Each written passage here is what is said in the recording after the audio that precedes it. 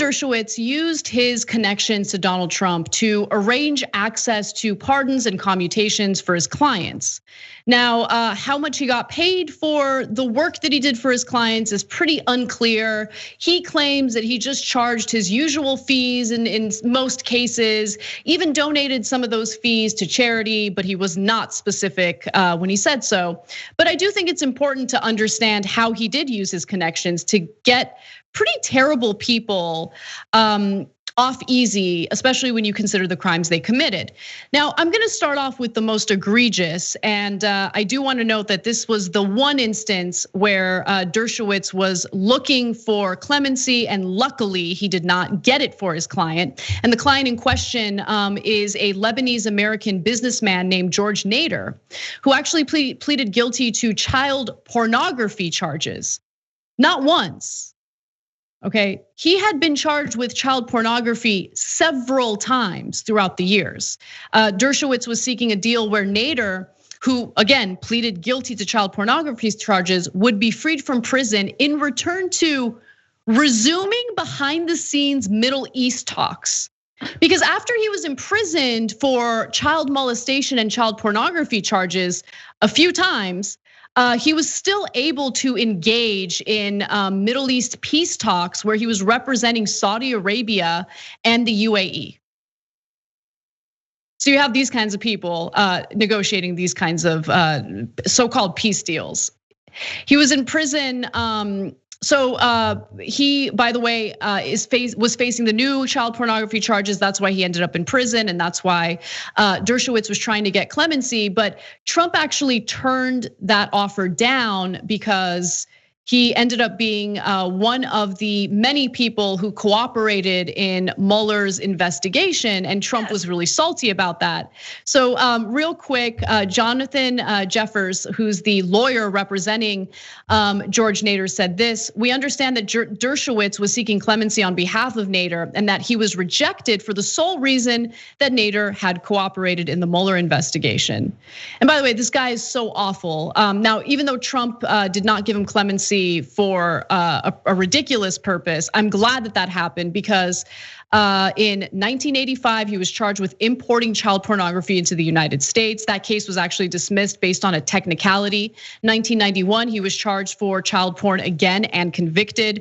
1993, he was charged with child molestation in the Czech Republic. He received a 1-year prison sentence. And again, he later became an advisor to Saudi Arabia and the UAE. Great person to represent. Yeah, brilliant. This is Alan Dershowitz's homie, and once again, Alan Dershowitz, big old supporter of Israeli occupation, has been on the wrong side of that issue. Thinks that like people against occupation, including Jewish organizations, are like anti-Semitic. They're self-hating. Like the guy has just been the propeller of some of the most conservative, warmongering stances for the United States in that region. And now you got this. And look, I really don't like talking about this issue because I just don't want to trigger Alan Dershowitz claiming that he has a quote perfect sex life, which is literally what he said when he was asked about why he was on the Epstein flight logs. And I'm like I don't have enough toothpaste. So, but like the idea, and Anna, we've talked about this before, but the ways in which that the conspiracies around Democrats always come back to like child sex trafficking and this obsession with child sexual assault, which is a serious issue that is cheapened every time it's thrown around. But like this is straight up these are Trump's boys. These are Trump's homies. Epstein, Nader, Dershowitz. Like, come on, how much of your conspiracy is a giant projection? Please look in the mirror. Please look into your own people. Well, remember, Dershowitz was the one who literally wrote an op-ed defending the idea of an adult male having sex with a teenage girl. I mean, we talked about that on the show before. So, I mean, for all of those QAnon people who, at least pretend to care about child victimization and trafficking and all of that, take a good hard look at the political party that you guys are supporting and representing. The political party that you guys are trying to fight for, because they're full of all sorts of creeps, including Dershowitz, including this, George Nader guy who has gotten in trouble with the law, not just here in the United States, but in other countries because of how he victimized children.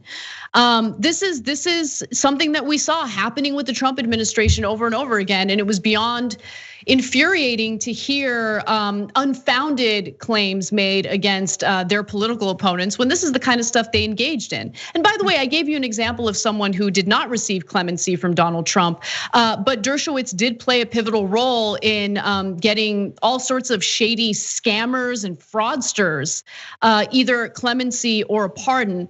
So as the New York Times reports, he played a role in at least 12 clemency grants, including 2 pardons, which wipe out convictions, and 10 commutations, which reduce prison sentences, while also helping to win a temporary reprieve from sanctions for an Israeli mining billionaire.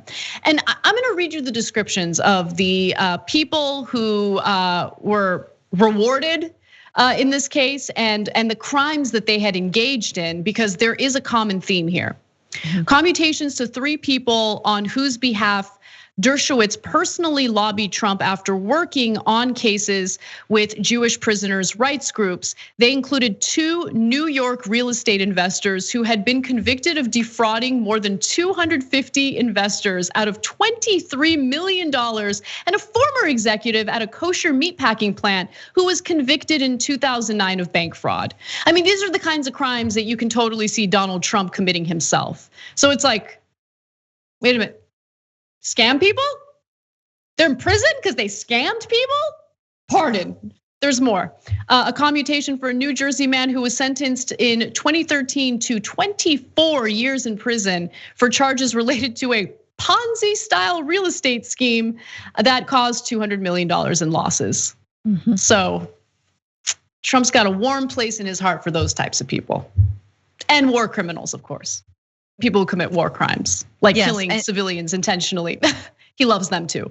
He loves them. Oh my gosh. Well, he's got to do business with someone, as is in his post-presidential career, is just getting off the ground. So you got to have more grifters around you. I'm sure that's probably why a lot of these people weren't, nominated to office, or because they had these records, and now they're absolved. So cool, game on.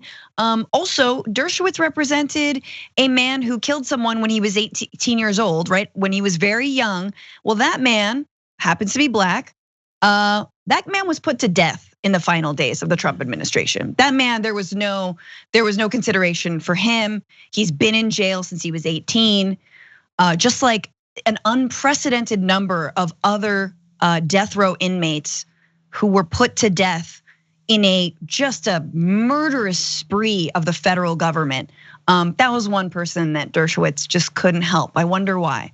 But this is, again, Scooter Libby gets pardoned. I mean, this is all like, you talk about the swamp, or people who even insist that like, well, Trump was a really big departure from the Republican Party. No, he wasn't. No, he wasn't. He's a very useful tool for them. For sure, he was way more overt. He was willing to say the quiet parts out loud. That's the only difference between Donald Trump and what we saw with traditional Republicans in the lead up to Donald Trump. Thanks for watching the Young Turks, really appreciate it. Another way to show support is through YouTube memberships. You'll get to interact with us more. There's live chat emojis, badges.